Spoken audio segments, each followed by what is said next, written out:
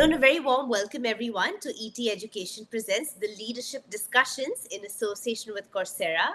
I'd like to welcome you once again to a fantastic series, Advancing Higher Education in India, where we feature dozens of distinguished leaders from across the nation. Through engaging discussions on diverse topics, we've captured invaluable insights shared via all our virtual discussions. Now, the landscape of higher education is rapidly evolving, driven, of course, by digital transformation, industry collaboration, and the growing demand for future ready skills. And as universities adapt, the focus is shifting towards experiential learning, to micro credentials, emerging technologies like Gen AI, data science, and so much more. So, without any further ado, today we have the opportunity to gain very valuable insights from visionary leaders on how they are shaping the future of education and driving innovation across institutions. It's my pleasure to welcome today Mr. Harshvardhan Neotia, Chancellor and Chairman of the Neotia Group, and Prashasti Rastogi, Senior Director at Coursera. Welcome, panelists. It's an absolute pleasure to have you today. Thank you so much for joining us. Thank you for inviting. Pleasure to be here. Thank you. All right, Mr. Harshvardhan, I'd love to kickstart the conversation with you just to help us get a bit of an overarching foundation here today. What would you say are your top two priorities as you continue to navigate this ongoing shift that we see in higher education? We're seeing it so clearly in India and, of course, on a global scale as well. So what are the priorities according to you today? So our university is named the Neotia University. I'm the founder chancellor for last 10 years. And our priority is fundamentally to provide quality education, which is affordable. So we are sort of focusing our university primarily on rural students who come from the hinterland and to give them good education, great infrastructure, good faculty, good pedagogy, and yet have it affordable. So that's really one of the important things. The other, of course, is the ever-evolving landscape of technology and new teaching, pedagogy, and all the related new things of the new education policy, alignment with that, etc. So those remain to be the second part of it.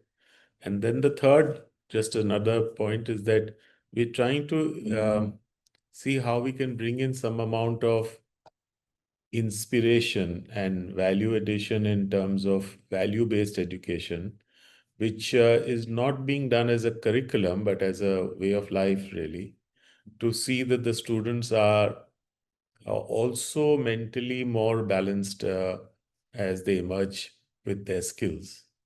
So these are our priorities. Wonderful. Thank you so much. Clearly a very holistic approach that we have here. Prashasti, once again, welcome. Love to bring you in on the conversation now. So again, from your vantage point at Coursera, surely there are certain key shifts that you are witnessing in how both institutions as well as employers are responding to the changing skill landscape. Can you tell us a little bit about this and how are we seeing institutions, employers keeping up with these shifts? Yeah, great question. I think what I would like to also highlight is institutions are also service providers to students, right? While these are great institutions instilling learning, knowledge, values, and building and shaping the future citizens of India, there's also a service element to which in the ever-evolving landscape that we're facing today, where students are genuinely concerned about the job situation, because of the fast change in skills, students are also wanting their institutions to be agile and adapt to this ever-evolving landscape. They are looking at, and learner behavior is being dominated by this, right? Learners across the globe have a very clear shift in mindset, and they're saying, we would like to have job-aligned learning, which is credit bearing, into our programs. And it's our university's responsibility to empower us with those skills so that we are able to present ourselves in front of the employers.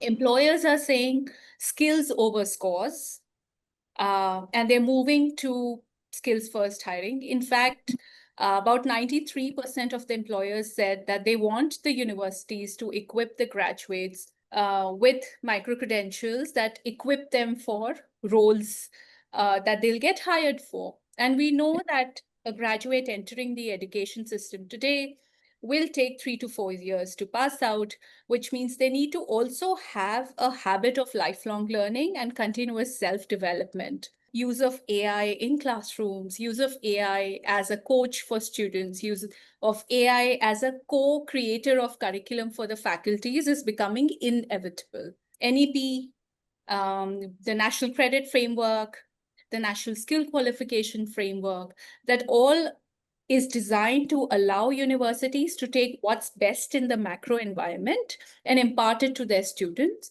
to do full service to the capability of the students, and then participate in the India Incorporated story that we're all building together. Impressive indeed. So to build on this, Mr. Harshvardhan, can you give us a little more insight about private universities, and in what ways are universities like yours really evolving to deliver exactly this, what Prashasti is laying out? Because we're looking today at, of course, quality, but also globally benchmarked higher education to ultimately best prepare your students for the future workforce. So how are private universities like yours keeping up with this? We are looking at 3, 4 areas. Uh, First of all is the campus, and try to see that the campus provides for holistic development of the mind and body. The second is that we are now getting almost 100% aligned with the new education policy. And there is a move towards micro-credentials where we have partnered with Swayam and Coursera to provide additional support to the students. I talked about value education as being something not kind of forced in, but made somewhat there in a more, I would say, gentler fashion, so that we bring in greater mental strength and mental equilibrium to the students who would otherwise gain, of course, good skills, maybe also have good physical attributes, but increasingly in a complex world of today, mental strength and emotional equilibrium are extremely important. Thank you for that clear roadmap there. Prashasti, once again, so we've heard Mr. Harshvardhan talk about collaboration. So, can you give us from your perspective how you are seeing universities really leverage everything that Coursera has to offer today to enhance the degree programs, but most importantly, to bridge the skill gap? Any examples and case studies here? Sure. I'll obviously go back to what students are also telling us, right? So we recently published the micro-credentials impact report, and we spoke to all the students who've taken the micro-credentials. This is a very, very clear trend. Our learners are ready for it. They're adopting. Institutions need to work fast, to serve these learners. One of the 3 students that we surveyed had attained a micro-credential. And students also said that they are likely to enroll. 86% of the students are more likely to enroll on a program based on the fact whether an industry-aligned micro-credential is already part of my degree or not. They are looking for career-aligned experiences while they're studying at the university. This is also the Gen Z, right? So the Gen Z is saying not only is a career alignment important, for me, I'm also looking at interdisciplinary learning. About 98% universities said that we will change our curriculums to incorporate all the career-aligned micro-credentials that we can offer depending on the domain and skill and adaptability of students. I mean, to give you an example, we work with Chitkara University based out of Chandigarh. So they have taken STEM education and created a layer of credit eligible micro-credentials using the Coursera platform to align their students on emerging job skills, but also promote lifelong learning. So students are also doing courses that serve their personal interests and add to the skill portfolio, or the skill passport, as the industry calls it now. So it's a talent, supply, demand, hunger for learning sort of a partnership that we're able to bring together. Wonderful. Yeah, this is absolutely the era where, first of all, that self drive has to be there. And as you mentioned, the Gen Z has very different kind of mindset to keep up with. Mr. Harshvardhan, yeah, let's get your thoughts on this, and also moving a little bit now into the NEP's vision. Love to hear your thoughts on this, because after all, of course, we are hearing how the aim today is this holistic education, as you keep mentioning, multidisciplinary. So, love to understand from your perspective how this is going to pan out in higher education systems, and what steps are your institution really taking to align with this vision? From this year, I think we have allocated about 12% of the credits for micro credentials. So that's the first step, and I think it is getting a good response. On the national education policy, as I mentioned, we are almost fully aligned. Maybe small things are left. So we are progressing there. Thank you. Absolutely. And yeah, Prashasti, once again, just to kind of close the loop here, because we are talking about how absolutely essential micro credentials are ultimately. How, in your experience, are both the employers and universities really responding? Because we're technically looking at micro credentials as a new skill currency, if we can say. So, just a kind of quick summary on how both sides are taking it. The industry. The industry is saying if you're entering the workforce today or you're preparing to enter the workforce tomorrow, pair your degree with industry projects and demonstrate that you're ready for a particular job role. So industry is saying don't wait to build experiences, build skills, right? And these skills are coming on the verge of an AI revolution that we are living in. The leadership of the country wants AI to become, so to say, the export from India, AI talent to be the export from India. We are looking at homegrown innovations because we have the maths is on our side. We have the numbers, the ability to develop those models, experiment in the market.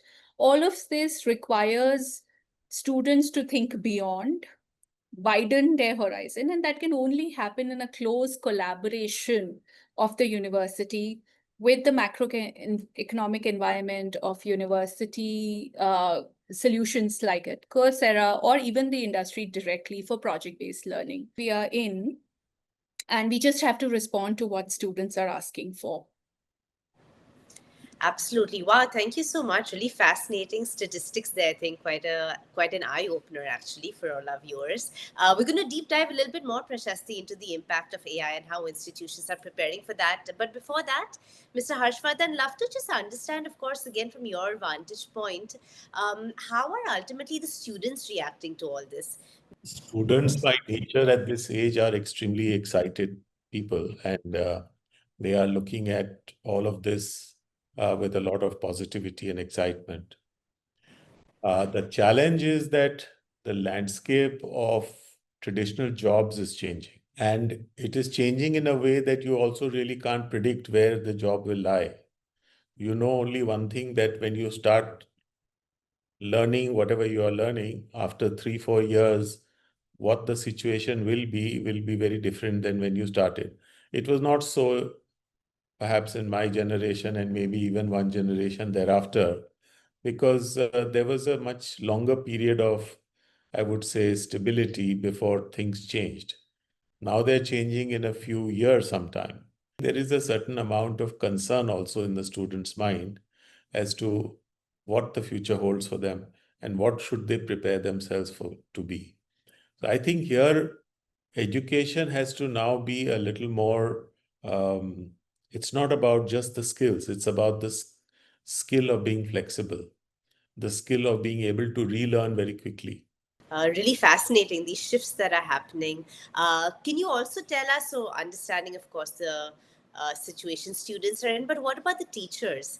How are teachers taking this new environment, and how are institutions like yours really preparing them to be ready for all the new technology, the sort of digital first shift that we are seeing?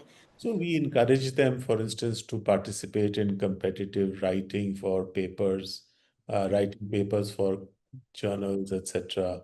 We incentivize them financially for that. We expose them to industry. But this is teachers can't be seen as a monolith. There are individuals who are far more agile and flexible and willing to do, and there are others who are not so agile. And therefore, we will have a wide variation, even though we provide the similar incentives or the similar platforms to everyone. It's not that everyone is enthusiastic to make that effort. So we just hope that a larger number of them do that so that we can continuously keep the teachers also at the same speed at which students are evolving. We are looking at a complete digital revolution here. So, with Gen AI emerging as a top skill, as we are discussing today, how are institutions, in your experience, really preparing the students, perhaps the teachers too, to some extent, if you could share light on that, to succeed in this complete new era, this new wave of innovation that we are going through? What are some of the steps that are really working? Individuals have different temperaments and different alignments, and therefore some change faster than the others. I think students are very clear. Students have got borderless opportunities to learn, right? And faculty is being viewed as not only the orchestra or the choir themselves, the leader of the choir, but they're actually being looked at as practitioners themselves and also as mentors. And there's a huge pressure on the faculty to adapt very quickly. Otherwise, the classrooms will become less meaningful for students. But there are AI models or AI features on the platform that can enable this adaptive learning and on-demand learning asynchronously as well as synchronously.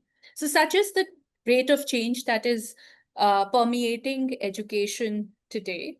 This is important because 74% of the processes in the industry are being redesigned to include AI. And by 2047, there will be new jobs invented, which we don't know of today. And we can already see some of this happening in the media world. We can see some of this already happening in the content world and even in customer experience. Wow, wonderful. What a great vision that you have left us with today. Yeah, on that note, I'd like to thank both of you so much for really showing us some of the ways in which the future of education is shaping up here in India, how organizations are driving innovation across industries, across institutions, and of course, ultimately, how students and teachers alike are gearing up for all of these shifts. It's been an absolute pleasure. I'd really like to warmly thank both of you for being part of our ETEducation's leadership discussions. And I do hope you join us again in the near future. Thank you. Thank you. Thank you, Devina. Thank you, Mr. Neotia.